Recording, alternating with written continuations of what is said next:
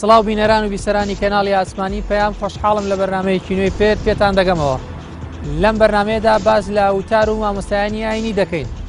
لە میوانەکانم دەپرسم لە ئێستادا پەرش و بڵاوی وتاری مزگەوتەکان تا چەند دوای کردووە کاریگەری وتارەکان کەم ببێتەوە. لە دۆخێکی وەکو ئێستادا کە هەرێمی کوردستان بە کۆمەڵی قەیراندا تێتەپەڕێ و هاوڵاتیان لە ڕووی دەرونیەوە شەکەت و ماندوون تا چەند وتاری مزگەوتەکان ئاوی ڕەحمەت بۆ بەسەر دڵ و دەرونی هاوڵاتیان. یەخستنی وتاری مزگەوتەکان لەلایەن وەزارەتی ئەوقافەوە بۆ ڕێخستنی وتارەکانە یاخود بۆ کەمکردنەوەی بایەخی وتارەکان.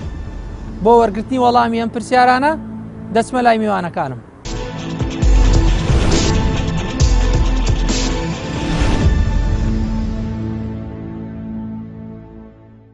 الحمد لله والصلاة والسلام على رسول الله وعلى آله وصحبه ومن والاه. ربنا آتنا في الدنيا حسنة وفي الآخرة حسنة وقنا عذاب النار. لسدمي پیغمبر صلى الله عليه وسلم هر یک وتار هبو بويا إمام شافعي وكومر لزانا كان ك پشگیری لقصك او كان فرمونا به هر یک وتار هبه للشارقة هر یک کس وتاره کسکش به دیار او باسی حکم اسلام و صلاة اسلام والي اسلام كنا به او والي او كسيك خليفة دا يعني كسيك شارزايا چونکه کسانه بز لحکم شارزانه بون لا شرع جا شارزان بون او کس خوی وتاریاویان او کسی کدو بوکیل عبد الملك كوري مروان مثلا بون من اولا كو خطيبك تشاغوا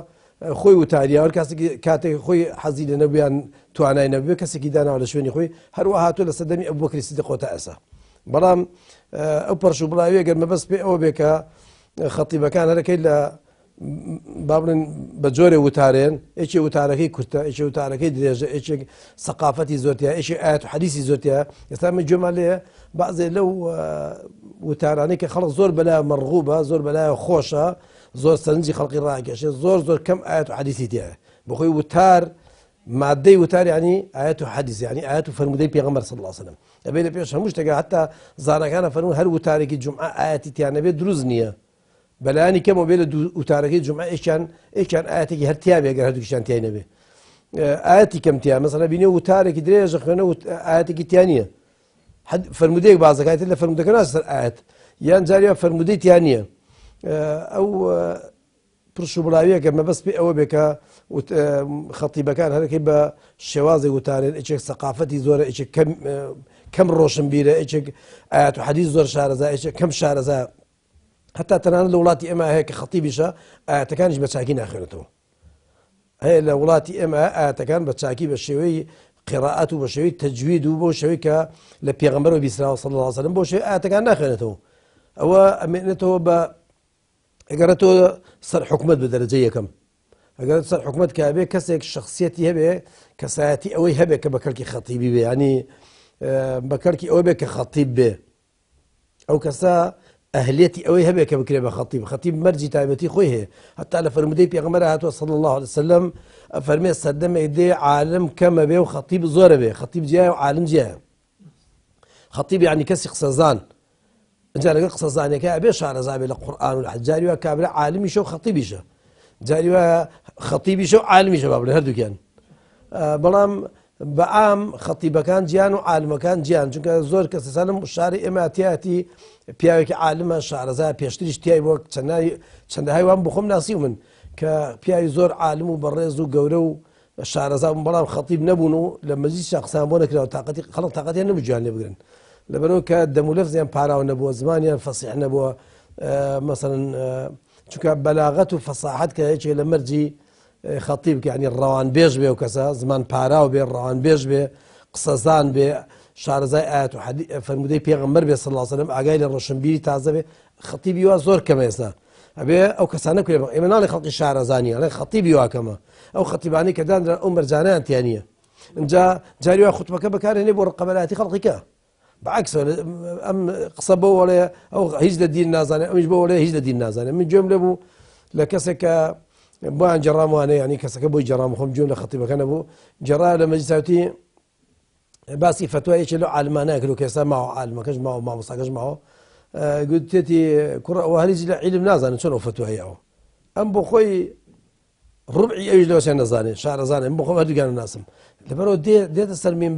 مینبەرەکە بە شوێنی نیزاع و شەڕ و ئێمە ڕاز دەکەین و ئەوان ڕاز ناکەن ئەوان لە دین تێنەگەیشتن و هاتووە لەسەر مینبەر قسە ئەکا بەبعضێ یعنی قسە لە بەبعضێ لە زانانی ئیسلام ئەوە هەموو یەگەڕێتەوە بۆی کە کەسێ دانەدراوە کە خەتیب بێت چونکە ئەگەر خەتیب بێ پێغەمبەر صلی الله علیه وسلم وەصفی خەتیبی کردووە زاناکان باسی خەتیبیان کردووە کە خەتیب یەکێ لە ئەبێ مەسەلا حوسن الخطابی هەبێ ئەبێ قسەزان بێ ئەبێ ڕەوانبێژ بێ ئەبێ زمان پاراو بێ ئەبێ دەنگی گەورە بێ ئەبێ لەبەر وتار بە ئەبێ شارەزای قورئانی پیرۆز بێ شارەزای فەرمودەی پێغەمبەر بێ صلی الله علیه وسلم و هەوڵ بە فەرمودەی ضعیف و لاواز نەجێڕێتەوە ئەگەر جێڕایەوە بڵێ ئەمە ضعیفە و دوای ئەوە ئەو خەتیبە کۆمەڵە مەرجیکەی تیا بکە مەسەڵەن ئینسانێکی ئیماندار بێ کەسێ بێ ئەو قسانەی کە هیکا بەکردەوە خۆی جێبەجێ بکە خۆی جێبەجێکە وتارەکەی کورد بێ و نوێژەکەی درێژ بێ ئێستا هەمومان بەعکسۆن تاقی نەبێ هەیە ئێستا لە سلێمانی هەیە کە وتارەکەی کوردە نوێژەکەی درێژە کەسی وایە بەڵام زۆر کەمە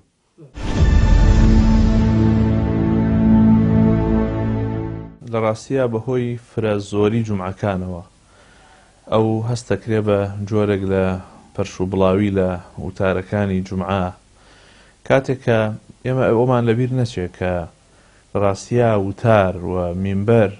ئەتوانین بڵین یەکەمین کەناڵی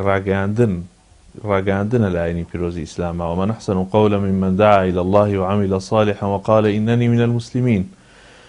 کە پێگە و تایبەتمەندی و گرنگی خۆی هەیە بەڵام کاتێک کە ئەبینین فرە جومعەیی هەیە تا هەر جومعەیە بکرێتەوە پێویستیمان بە وتاربێژێک هەیە کە لە ڕاستیشان مەرج نییە ئەوەی کە چووە سەر مینبەرەکە وتار بدا وتاربێژ بێ بەو واتایی کە بتوانێت کاریگەری لەسەر تاکەکان دروست بکە و ئەو پەیامەی کە پەیامی پیرۆزی ئیسلامە وەکو خۆی بیگەێنێ لەبەرەوە لە کاتێکا کە وتاربێژەکان لە ئاستێکی پێویستانە بن و نەتوانن بە پێی پێویست ئاراستەی تاک بکەن لە کۆمەلگادا بە دڵنیاییەوە پەرش و بڵاوی بە وتاری جومعەوە ئەبینرێ ئەگەر هاتوو کەسێک کە شیاوی ئەو جێگەی نەبێ بەڵام هەر هێنرابێت و دانرابێ یا کەسێک هێشتا خۆی کەسێکی قاڵبوو نەبێ لە بوارە دینیەکەیە و لە زانستە شەرعیەکانە هێنرابێت و خرابێتە ئەو شوێنەوە یاخود کەسێک نەیتوانی بێ بە پێی پێویست مافی ئەو شوێنە بدا یاخود کەسێک لە هەر خۆی هوەری وتاربێژی لە وجودیانە بێ بەڵام ئەکرێ لە بوارێکی ترە کەسێکی بەتوانا بێ بەڵام لەم بوارەدا بەتوانانە بێ ئەمانە هەمووی هۆکارن بۆ ئەوی کە پەرتوبڵاوی لە وتاری هەینیا دروست بێ کاتێک کە پەرتوبڵاویش لە وتاری ئاینیا دروست بوو ئاراستەکردنەکانیش بە پێی پێویست نابن ئەو کاتە کەم و کورتی دروستەکا بۆ کۆمەلگا کەم و کورتی دروستەکا بۆ مسلمانان و ڕەخنەش بەسەر مسلمانانەوە دروستەکە کاتێکە بینی وتاربێژێک بابەتێک ئەکاتەوە کە نەتوانێت چۆن سەرەتا دەست پێ بکە و ناتوانێت مافی خۆی باتێ و ناتوانێت کۆتایی پێ بهێنێ گوێگرەکانی کاڵ ئەکاتەوە لە حەزکردن لە وتاری جومعە و کاڵیان ئەکاتەوە لەوەی کە جارێکی تر لە مزگەوتێکی ترا بڕۆن و بتوانن شتێک وەربگرن لە مامۆستایە کە پێشتر نەیان بیستی بێ یا ئەگەر بیستی بێت یان جارێکی تر بیریان بخاتەوە بۆیە ئەو هۆکارگەلەی کەوا باسمان کرد بەڵێ هۆکارێکە بۆەوەی کە پەرت و بڵاوی بە وتاری هەندێک لە مینبەری مزگەوتەکانەوە بەدی بکرێ بەڵێ بە دڵنیاییەوە چۆ هەر شتێکە پەرش و بڵاو بوو کاریگەری کەم ئەبێتەوە چونکە نەمانتوانیوە مافی خۆی پێ بدەین ئێمە گرفتێکمان هەیە گرفتەکە ئەوەیە لە هەر گەڕێکێکا کە مزگەوتی ئەکرێتەوە و ئەزانین مەرجە ئەبێ وتاری جومعەی تیابێ کە ئەمە خەلەلێکی گەورەیە ئەگەر ئێمە لە شاری شۆک و سلێمانیا تەماشا بکەین لە جیاتی ئەوەی کە 110 وتاری تیابێ کە پێویستیمان بە 110 وتاربێژ هەیە ئەگەر لە هەموویان 40 وتاری تیابێ بەڵام 40 وتاربێژی کاریگەرمان هەبێ ئەبینین یەکەم لە هەیبەت و شکۆی وتار نایەتە خوارەوە دووەم خەڵکەکە بە تامەزرۆییەوە ئەڕۆن بۆ ئەو مزگەوتانە سێەم وەزارەتی ئەوقاف کە لایەنی پەیوەندیدارە ئەتوانێت باشتر چاودێری وتاربێژەکان بکە بزانێت کامیان مافی وتاربێژی وتاردان ئەدەن و کامیان کەمتەر خەمن چونکە ناکرێت تۆ هەر مزگەوتێ بکەیتەوە بە ڕێزێک وتاری تیابە چاودێری نەبێ بەسەریەوە چەندێک ئەم وتارە کاریگەرە چەندێک ئەتوانێت کاتێک کە باسی کێشەیەکە کات چۆن چارەسەریشی بۆ بدۆزێتەوە چۆن ئەتوانێت لەم گەڕەکەیە خەڵکێکی زیاتر و هەندانێکی زیاتر با بە خەڵکەکە چین و توێژێکی زیاتر بێنە وتاری جومعەوە یعنی ئەمانە بەڕاستی ئەگەر وا نەبوو لە هەیبەتی جومعەتە خوارەوە لە شکۆی جومعەتە خوارەوە ئەبینی خەڵکێک درەنگە چێ بۆ وتاری هەینی کاتێک ئەڕاتەن ها نوێژەکە بکە ئەمانە بەڵێ هۆکارێکن بۆ کاریگەری سەلبی و نەخوازراو لە کە بۆ هەنێک لە وتارەکانی جومعە دروستە بێ.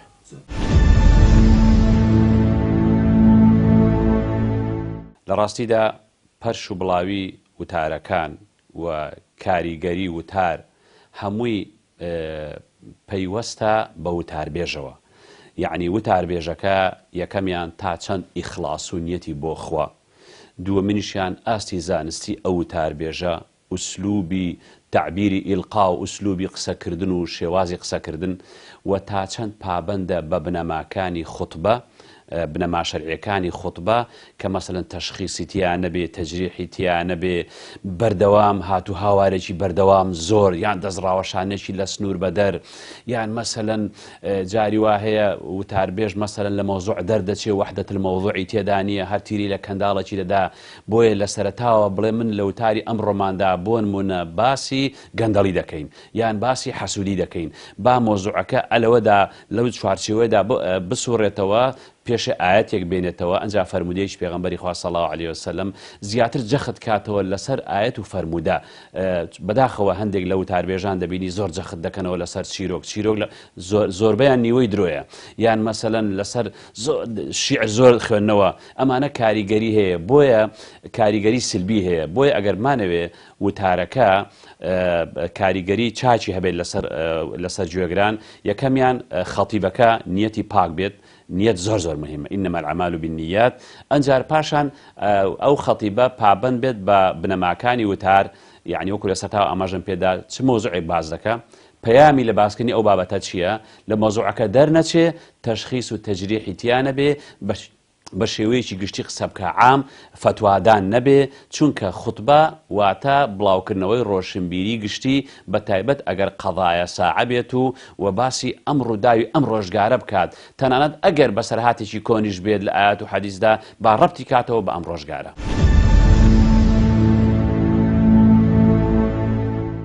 دەڕاستیە ئەگەر بڵین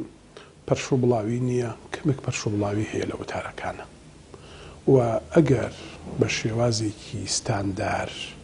وتاربێژ خۆی ئامادە نەکات، وتار فەنە، دوای فەن ڕەوشتە، دوای ڕەوشت شەخسیەتە. واتە ئەو خەتیبەی ئەو وتاربێژەی ئەوەی ئێڵێ لە خۆیان نەبێت، لە خانەوادە و لە عائیلە و دەوروبەریان نەبێت، کاریگەریەکەی بەو شێوازە نابێت. پاشان ئەو پەرش و بڵاویە کە بەڕاستی کاتێ ئەچیتە محازەرەیەکی هەشتا خوێندکاریەوە وەک مامۆستای زانکۆ یا وەکو مامۆستای قوتابخانەکان، کاتێ تەحزیر ئەەکەی وتاریش وایە. یعنی من بەدید و بۆچوونی من ئەو خەتیبیەی کە تەحزیر و خۆ ئامادە باشی نەکا بە وتار و نەخوێنێتەوە، پەیامی گرنگی تایبەتی خەتابەت ناگەیەنێ. چونکی ئەگەر سیرکەین هەفتەی یەک ڕۆژ ئەو هەموو خەڵکە کۆ ئەبێتەوە بۆ خەتیب بۆ وتار خوێن. ئەمە پەیامێکی هەفتانەیە، ڕاستکردنەوە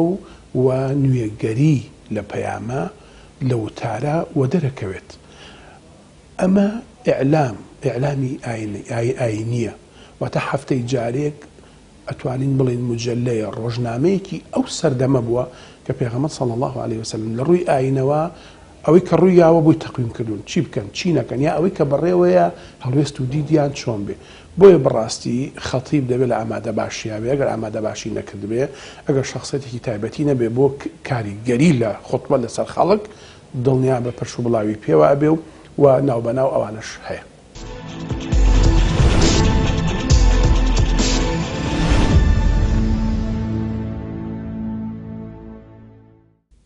تا ڕادێک وەکو ڕادە ئەڵێ تا ڕادەیە توانیە لە بەڵام ناتوانێت بە تەواوەتی بکەن، چونکە تا ئێستاش چەندەها مزگەوت هەیە باسی ئەو مەشاکیلان هەر ناکەن، باسی مەشاکیلی خەڵقی ناکەن. سلسیلەیەکدا مەزرێنێ ئەم گێرە و کێشە دێ 2 ساڵی پێچی سلسیلەکەی و تەواو نابێ، ناچێ باسی ئەوە کات، چونکە هیچ لە مەرجی خەتیبیژەوەی کە لەوێ باسمانەکەی ئیشارەتمان پێ نەکرد ئەوەیە کە ئەبێ ئاگای لە ئەحداثی ساعە بێ، یعنی ڕووداوی ڕۆژگار چی دێتە پێشەوە. پێغەمبەر صلی الله علیه و سلم جاری هەر لە ناو خەڵقیا قسەی کراوە یەکسەر چۆتە سەر مینبەرەکە و باسی ئەو بابەتەی کردووە. ئەزانن ئەمە چ ڕۆژێکە پێغەمبەر لە حەجەتول وداع فەرمووی، ئەزانن ئەمە چ وڵاتێکە، خەڵک خۆی زانی، بەس پێغەمبەر صلی الله علیه و سلم بۆیە وای لێکردن بۆی سەرنجیان ڕاگەشێ. ئەزانن چ ڕۆژێکە ئەمڕۆ ڕاوەسا بزانە جواب بێنەوەیاندا، ئەزانن ئەمە چ بەلەدێکە، ئەزانن ئەمە چ ساڵێکە، ئەزانن ئەمە چ مانگێکە. پێغەمبەر صلی الله علیه و سلم لەو کاتە باسەیە ئەو کاتە کاتی ئەو بوو. لەبەر ئەوە زۆربەی زۆریان من ئەوەی کە ئاگام لێ بوو باسییان نەکردو، بەڵام کۆمەڵێکی زۆریش لە خەتیبەکان باسییان کردووە و ئەو مەشاکلانە بە خەڵقی باس کردووە کە نەبوونی مهمێ زەرەری نەوێ بۆ دین و نەبوونیەکە خەتای ئێمە نییە، خەتای دەسەڵاتە. ئەبێ حتا من لە قسەیەکی لە زانەکان مەخێنەوە کە لە سەردەمێکە ئاوە قەیرانی ئابووری و قەیرانی سیاسیە بۆ خەتای دەسەڵاتدارەکانیش بۆکوی ئێستا ئەڵێ داوان لێکردم قسە لەو بابەتە بکەم، بزانم حکومەت لەسەر حەقە، دەوڵەت لەسەر حەقیانە. ئەڵێ ئەو شەوە تا بەیانی گەڕام بۆ کەلیمەیەک یەک وشەیەک دەستم کەوێ، یەک وشەیەکم دەستکەوێ پاشا ڕازی کە ئەو خوش لێ ڕازی نەبێت دەستم نەکەوت. قسەیەک بێ کە قازا ینی لە بەرژەوەندی دەسەڵات بێ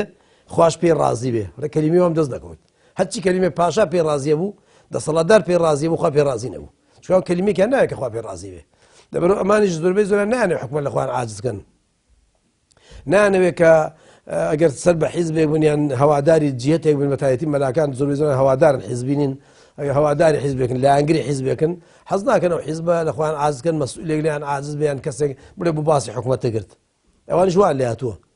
بەڵام ئەبیا لە ڕاستیە لەم تنگانانە ئێمە ناڵێ دڵخۆشی خەڵقی بنەوە، چونکە من لە قسەی مامۆستایەکە لەم سەردەمە قسەی مامۆستایەکم زۆر بەلاوە جوام کەوتی داوان لێ کردم کابێ باسی ئەو قەیرانە بکەی، قەیرانێکە پێشەمە بوو. ئەو کاتە پێم وتم ئەگەر باسی ئەو قەیرانە بکەم ئەبێ لە ئەنگری ئەو بکەم، ئەبێ لە ئەنگری دەسەڵات بکەم و پشت لە میلەت بکەم، ئەوشم بۆ ناکرێت. چونکە ساگەر قسە بە حکومەت دەڵێ ڕەخنە لە حکومەت دەگرێت ڕەخنەکان ئەو ڕەخنانە بن کە ڕەخنەی شەرعی و عەقلی و ئیژگیری و بە بەڵگەوە بێ و وەڵامیان نەبێ حکومەت قبوڵی ناکە.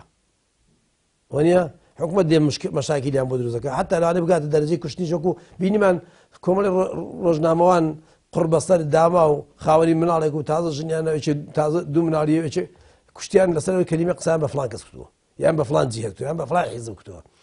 بەعزێ لەبەرەوەوانە حەزەرەکەن، ئەوە کە شتێکی خراپە، چونکە مەلا نابێت لەوانە حەزەرکە، بەڵام بە شێوەیەکی جوان ڕەخنەی بیناکەر بگرێ، ڕەخنەی لە حکومەت بگرێت کە قازانجی حکومەتیشی تابێت ڕەخنەکە. ئەمانە باز ناکەن، چونکە ئەم مەشاکلانە بۆکو باسم کرد ئەگەر خەتیبەکە زۆر شارەزا بێت، توانێت ڕەخنە لە حکومەتیش بگرێ زەرەری میلەتیشی نەوێ، وانە ئەتوانێت لایانی میلەتیش بگرێ دژایەتی حکومەتیش نەکا. خۆ ئێمە نامانێت حکومەت بڕوخێ، ئێمانە چاک بێ، ئێمە نامانێت لەسەر کورسیە لاسین بڵێ بۆ خۆمان، ئێمە کورسیەکەیانمان بە خۆڕایش ناوێ. هیچ کەس ئەو خەتیبانە لە مەقسەم خەتیبەکان هیچیان هیچ مەلا لە کوردستانە ئامادە نییە بە حیاتی مەگەر سەری لێ تێکچوو بێ، مەگەر خوا سەری لێ تێگاوی کۆڕێن بەتەمانیە کە بڵێ با سەرۆکی هەرێم لاچە منم بە سەرۆکی هەرێم، با سەرۆکی حکومەت لاچە منم بە سەرۆکی حکومەت، با بمکەن بە سەرۆکی پەرلەمان مەسەرەن. ئەوەی کە ئیمام و خەتیب و مەلای مزگەوت دوێوان ناڵێ. لەبەرەوە چاکتر وایە کە ئەو پشێوی و ئاژا و نەبوونی و قەیرانە ئابووریە بە تایبەتی قەیرانە ئابووری سیاسیە ئەوەی کە لێ ئێزان بە تایبەتی ئابووریەکەی باسی بکەن بۆ خەڵقی، چونکە لە سەردەمەکانی زۆر باس کراوە، زانەکان لەسەر مینبەر دڵخۆشی خەڵقیان داواتەوە، وایان کردووە خەڵق هەڵنەستن بۆ دەسەڵات و دەسەڵات پەلاماری ئەوان نایە و شەڕ دروست نەبێ و خەڵق نەکوژێ. بە زۆری ئەوان هەوێنی ئەو ئاشتیە بوون زانەکان بە تایبەتی خەتیبەکان. ئەگەر لە هەرێمی کوردستانە هێورکردنەوە پشکی هەبێ، ئەوە لە سەدانەوەتی پشکی هێوەرکردنەوە بەر مامۆستا و زانایانی ئاینی پیرۆزی ئیسلامەکەوێ کە بەڕاستی لە هەموو بارودۆخێکە بە تایبەتی لەم بارودۆخ و قەیرانەی هەرێمی کوردستانە زانایانی ئاینی بە شێوەیەکی گشتیوە و تاربێژەکانمان بوون کەوا دۆخەکەیان هێور کردوتەوە، ئەویش بەو دەقە پیرۆزانەی کە لە بەردەستیانە بە دەقەکانی سەبر و بە دەقەکانی کە باز لە چەمکەکانی سەبر و تەوەکول و پشبەستن بەخواکە و دانگرتن بە خۆدا، هەموو ئەمانە کە نوێش خوێنەکانیان ئاراستە کردووە، جەماوەری کوردستانیان ئاراستە کردووە، بەڵێ لە سەدا هەشتای پشکی هێورکردنەوە و سەقامگیری هەرێمی کوردستان ئەمڕۆ لە دەستی مینبەرەکانی کوردستانایە و لە ڕاستیشە ئەو ڕۆڵە پێویستە هەموو لایەک بەرزی بنرخێنێت، چه حکوومەت بە بەرز بینرخێنێ، چ مسلمانانیش بە بەرز بینرخێنێ کە مامۆسایان چەندێن ڕۆڵیان هەبوو لە وتارەکانە، وتاریان تەرخان کردووە بۆ خودی بارودۆخەکە، زۆربیان کە گوێبیستی بووین بۆ نمونە باسی گرفتەکەیان کردووە بەڵام باسی چارەسەرەکەشیان کردووە. ئەمە خاڵێکی زۆر گرنگە کە پێویستە لە هەموو وتارێکا ببێ، یعنی ئەوە کارێکی نەخوازراوە کە تۆ هەر باسی گرفت بکەی باسی چارەسەری نەکەی، هەر ڕەخنە بگری بەڵام ڕەخنەیەکی ڕوخێنەر بێ بەڵام ڕەخنەیەکی بنیادنەر نەبێ. بەشێکی هەرە زۆر لە مامۆستا بەڕێزەکان باسی گرفتەکەیان کردووە، باسی چارەسەریان کردووە و خەڵکیشیان بەوە ئاڕاستە کردووە کە پێویستە سەقامگیری لە وڵاتە ببێ، چونکە سەقامگیری بەردی بناغەی مانەوەی ئینسانە، کیانی دەوڵەتە بەرەو پێشوونی ئەو دەستکەوتانەیە کە ئێستا هەیە و ئەوەی کەوا باش بێ پێویستە باشتری بکەین و ئەوەیشی کە خراپ بێ وازی لێ بهێنی. بەتاکید ئەوە بۆ مسلمانان بۆ ئیمانداران وتاری مینبەر قسەی مامۆستایانی ئاینی دەرمانی دەردە، چونکە هەروەکو چۆن مێشک خواردنی خۆی هەیە کە عیلمە، ورجیش خواردنی خۆی هەیە کە خواردنە، بە هەمان شێوە ڕۆحیش پێویستی بە خواردنی خۆی هەیە. ئەلا بذیکری الله تەطمئن القلوب، دڵەکان بە زیکری خوا بە یادی خوا ئارام دەبن. جا لەم زروفەشدا کە ئێمە تێکەوتوین قەیران و گەندەڵی و فەساد و فیتنەی ئاخر زەمان و فیتنەی ئەحزاب و ئەنجار یعنی شتەکان وای لێ هاتووە ساڵێ بۆ ساڵێ خۆزگە بە پاریژ نا، ڕۆژێ بۆ ڕۆژێ خۆزگە بە دوێنێ. ئەم هەموو قەیران و گرفت و کێشەیە دەروونمان ماندوو دەکات، ڕۆحمان شەکەت دەکات. ئەگەر جەستەشمان هیلاکە، چاومان مێشکمان هیلاکە، ڕۆحیشمان هیلاک بێ هەر دەفەوتین. لەبەرەوە بە ذیکر و یادی خوا، بە گوێگرتن لە قورئان و فەرموودە بەڕاستی دڵە مردووەکان زیندوو دەکاتەوە. بۆیە بێجگە لە خوتبە و تاریش پێویستە مسلمانان لەو مەجلیسانە دابنیشن عەلەیکم بمجالسة العلماء واستماع كلام الحكماء، لەسەرتانە دانیشتن لە کۆڕی زانایان و دانایان، بە تایبەتی لەم ڕۆژگارەدا ئەو مەجلیسانەی کە مەجلیسی ڕۆحین عیرفانین، ئەو مەجلیسانن کە دەروونت ئارام دەکات کە باسی ذیکر و یادی خوای تێدایە، چونکە بەڕاستی نەخۆشی دەرونی گەلێک زۆر بووە، نەخۆشی جەستەی گەلێک زۆر بووە، هەموو نەخۆشیەکان دیارە هەموو نەخۆشێکیش دەرمانی خۆی هەیە، بۆ هەموو دەردێک دەرمانی خۆی هەیە. دەرمانی دەرونی بەڕاستی ذیکر و یادی خوایە، بۆیە هەرچی زیاتر و زۆرتر ئێمە ڕوو بکەینەوە یادی خوا و ئەوەش لە مزگەوتەکان لە وتاری مامۆستایان بەرجەستە دەبێت وەجی خۆیەتی. بەڵام وتاری ڕۆحی دیارە بۆ ساتێک و بۆ ماوەیەک دەروونت ئارام دەکات، بەڵام عیلاجی سەرەکیشی پێ نییە. بۆیە دەبێت لە وتارەکانیشدا باسی ئەو نەخۆشیانی کە هەیە باسی عیلاجەکان بکەین. عیلاجی چییە؟ هۆکاری نەخۆشیەکە کە مامۆستایە وتارێک باز دەکات لە هەر کەیسێک بێت، لە هەر مۆزوعێک بێت، ئەبێ پێش بڵێ ئەم دەردە ئەمە بەهۆی ئەو شتەیە ئەو شتە دروست بووە، هۆکارەکان باسکە ئەو جا عیلاجەکەشی باسکە، نەک دەردەکە بور و ژێنێ و بەڵام عیلاجی تیانە بێ و هۆکارەکانیش باز نەکە. یەکەم لە ڕووی قەناعەتەوە، دووهەم لە ڕووی ڕازی بوون بە قەدەرەوە، سێهەم لە ڕووی هێمنی و ئارامی و دەستنەبردن لە کاتی ئەم قەیرانانەیە بۆ شتە حرامەکان و قەدەغەکراوەکان. وتاربێژەکان ئەتوانن وتار خوێنەکان بڵێن پێگەیەکی زۆر باشیان هەبووە و ئەو وتارانە زۆر تەئسیری لەسەر خەڵکەیە. ئەگەر بۆ نمونە لە سلێمانیە 25 بۆ 30 وتار خوێنمان هەیە و شوێنی وتارمان هەیە، واتە مزگەوتی جامیعە. یعنی زیاتر ئەتوانم بڵم لە 30-40 هەزار کەس ئامادەی ئەو وتارانە هەبن و کاریگەری زۆری هەیە لەسەر ئەو خەڵکە و خەڵک یعنی ئەتوانم بڵێم زۆر بەگوێی وتار بێژی فعلی کەسایەتی بەرزەکانەکاو و موتیعیشن بەڕاستی. یعنی کارگەرێکی زۆری هەبوو. ئەتوانم بڵێم پاش فەزلی خوا ئەگەر کاریگەری ئاینەکە نەبوایە بۆهۆی ئەو قەیرانە داراییەوە پشێوی دزی ڕاوڕوت دەستی پێ ئەکرد و زۆر خراپیش بەسەر خەڵکە ئاشکایەوە. ئەو قەیرانی داراییە ئەگەر شتە ڕۆحیەکان نەبوایە، بابەتە ئاینیەکان نەبوایە، پاشان بانگەواز و وتاربێژەکان نەبوونایە، پشێوێکی زۆر ڕوویەکردە خەڵک و کاریگەری زۆری هەبووە و ینی تاسە شکێن بووە وتارەکان کە خەڵک ڕازی بە قەدەری خوا کە ئەمەش جۆرەکە لە ئیمتیحان و لە ئیبتیلا و ئەبێ خۆمان چاکەین. ئەمە جۆرێکە لە ئاگادارکردنەوەی پەروەردگار بۆ ئێمە پەیامە کە ئینسان هەرگیز بەدائیمی تێر نابێ و و هەرگیز لە بەسێتی شانابێ هەمووی خوای گەورە فەرمێ ئەمە ئیمتیلا و ئیمتیحانە.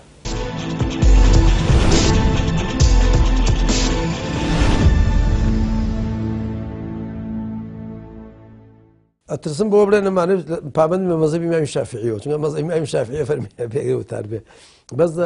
لە ڕاستیە ئەو بۆ ئەو نێوان وەزارەتی ئۆقاف لە جیاتی ئەوەی کە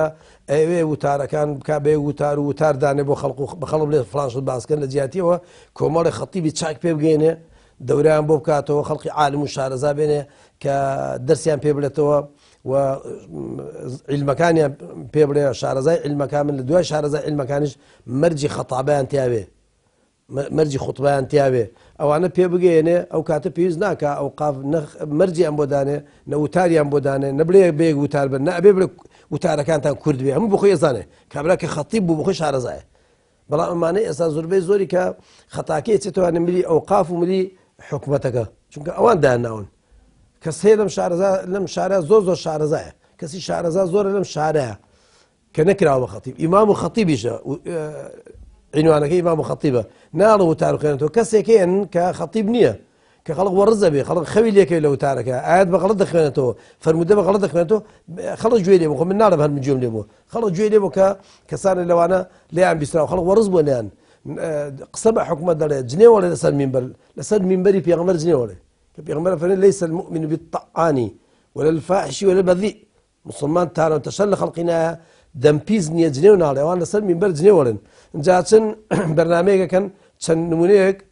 چەند دیمەنێک لە وتاری ئەو خەتیبانیان لێیەن لەسەر تەلەڤیزیۆن چاوەڕێ خەتیبەکان چێڵن کاکە ئەو خەتیبە خەتیبی ئێوەیە ئەو خەتیبە کە حکومەت دایناوە کە وەزارەتی ئۆقاف دایناوە ئەو هەموو خەڵقە چاکە هەیە بێت دەوریان بۆ بکەنەوە خەڵقی شارەزا هەیە خەڵقی قسەزان هەیە خەڵقی زمان پاراو هەیە خەڵقی هەیە کە حەزی لە خوتبەیە و ئەتوانن بێن ئەوانە پێ بگەن ئەو کاتە قازانجی خۆشیانە قازانجی ئێمەشە قازانجی میلەتیشە کەسیش ڕخنایان لێ ناگرێ و هەموو ئەو بابەتانش کە بابەتی ڕۆژگارن باسییان نەکەن ئەو کاتە بەڵام ئێستا کە خەتیبەکە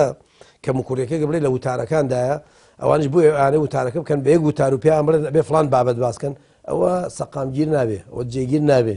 ئەوە قەت ناچەسبێت ناو خەڵقیە چونکە هەر ئەو خەتیبانەی کە سەر بە حکومەتەکەی خۆیان سەر بە حیزبەکەی خۆیان سەر بۆ وەزارەتن کە بەخۆی جێبەجێ ناکەن ناکرێت چونکە سەقافەتەکە وەکێک نییە ئەو خەتیبە بەقی و خەتیبە شارەزانیە ئەو خەتیبان ئاەتی زۆر لەبەرە ئەوان ئاەتی کەم لەبەرە ئەوان فەرمودەی زۆر شارەزای ئەمان فەرمودە کەم ئەمان ئاگای لە مەشاکیلی خەڵقیە دڵی بە خەڵقیە سووتێ ئەوەی کان لەوانەیە هەر خۆی تێر بێ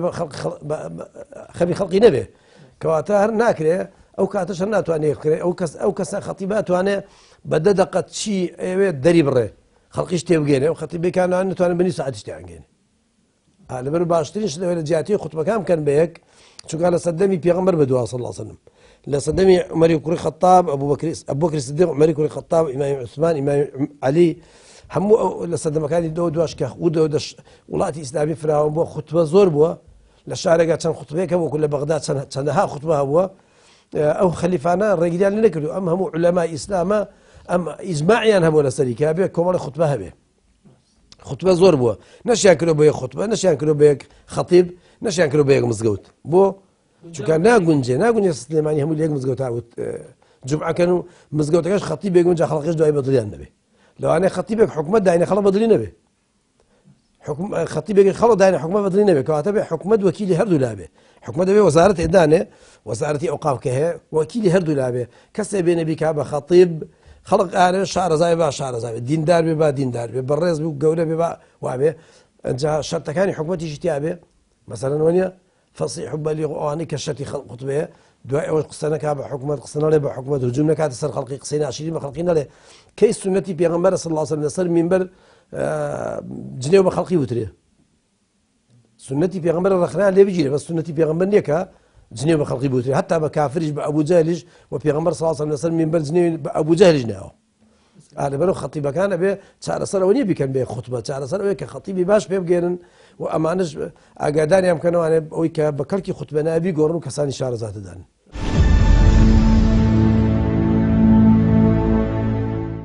ئەوەی کە ئێمە گوێبیست بووین و بەشدار بووین لە کۆنفرانسی یەخستنی گوتاری ئاینیە ئەو خاڵانەی کە کۆتایی لە کۆتایی کۆنفرانسەکە دیاری کراون هەمویان خاڵی ئیجابی و باش بوون یعنی بەپێی ئاشکرایی ئەو خاڵانی کە تەماشامان کردووەوە خوێندومانەتەوە تیا بەشدار بووین هەمویان خاڵی گونجاو و چاک بوون. بۆ نمونەیەکێ لە خاڵەکان یەکخستنی گوتاری ئاینی بە واتایە نەبێت کە واتە حکومەت وتاربێژەکان ئاراستە بکا بڵێت تۆ ئەبێ ئەم جومعەیە باسی ئەوە بکەیت، بە واتای ڕێکخستن و تەنزیمکردنی وتارەکانە. بۆ نمونە ئێستا لە ڕووی ژمارەی وتار خوێندنەوە، ژمارەی مزگەوتەکانەوە، ئێستا گەڕێکی وا هەیە چەند کۆڵانێک بینێتی دوو وتاری تایە، ئەبینی نێکێکیان چۆڵە لەوانەیە ئەو مزگەوتە هەژ ڕیز نۆ ڕیزی تیاوێ. باشە ئێمە ئەگەر ئەم مامۆستا بەڕێزەی ئەم مزگەوتە بەرین بۆ شوێنێک کە پێویستیان بە وتارە،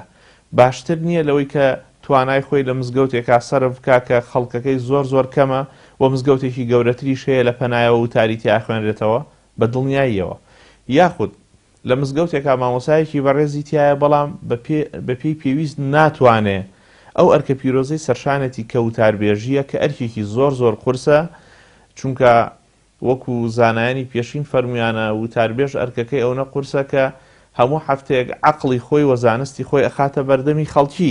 خەڵکی هەڵسەنگاندن بۆ دوو شتێکن، یەکەم بۆ عەقڵی و بۆ عیلمی،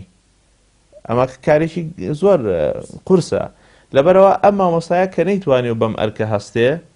ئەکرێ ئەم جومعەی لێوەربگیرێتەوە، یا جومعەکە دابخرێ یا کەسێکی شیاو بهێنرێ بۆ ئەو شوێنە. ئەوە خاڵێکی تری ئەو ئیجابی ئەو کۆنفرانسە بوو. سێەم کردنەوەی پەیمانگایە کە ئەوە داواکاری لە مێژینەی زۆرێکە لە کەسە ئەکادیمی و شارەزاکانی ئەو بوارە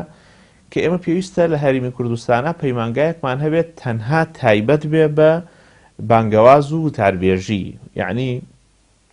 وانەکانی جەخت لەسەر چی بکاتەوە؟ لەسەر هونەری وتاربێژی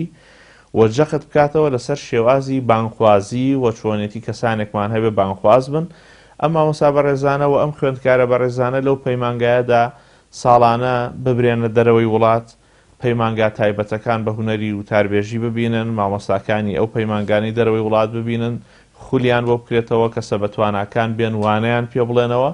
هەموو ئەمانە کە گەر بەم جۆرە جێبەجێ بکرێ وەکو خۆی لە ڕاستیە خزمەتێکی باشەکەین بە وتار و بە وتاربێژ و بۆ خەڵکە بەڕێزش کە تامەزرۆی ئەوەیە جومعانە و هەفتانە شتێکی تازە وەربگرێ.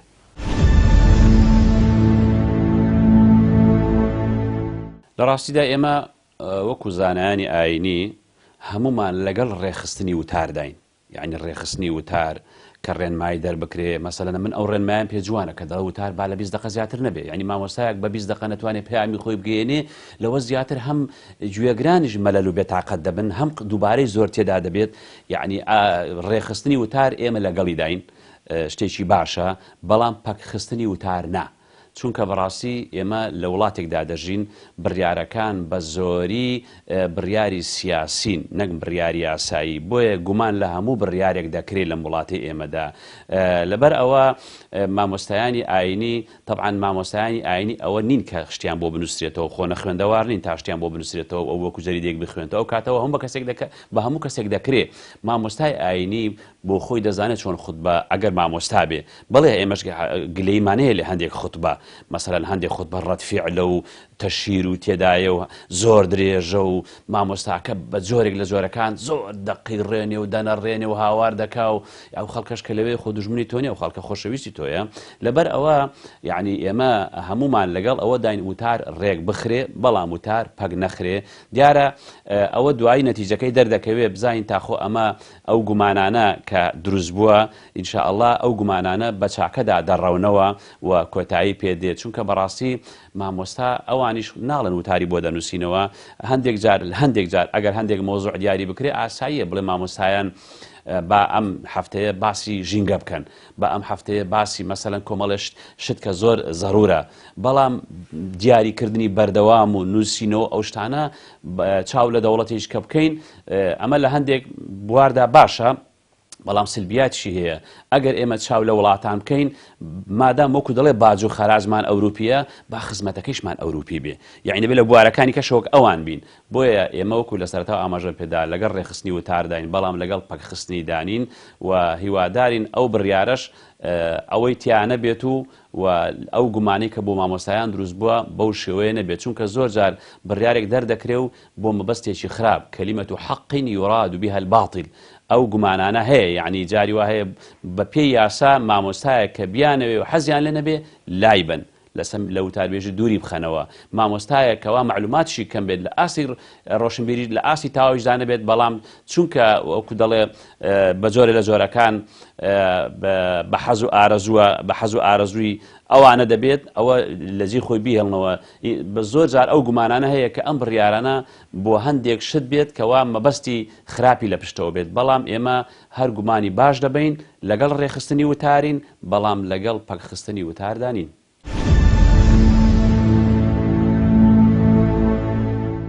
ڕێخستنی وتار ئەمە شتێکی پیرۆزە و ئەوەی حکوومەت ئەوێ بیکات ئەگەر نیەتی پێ ئیسلاحی وتاربێژەکان و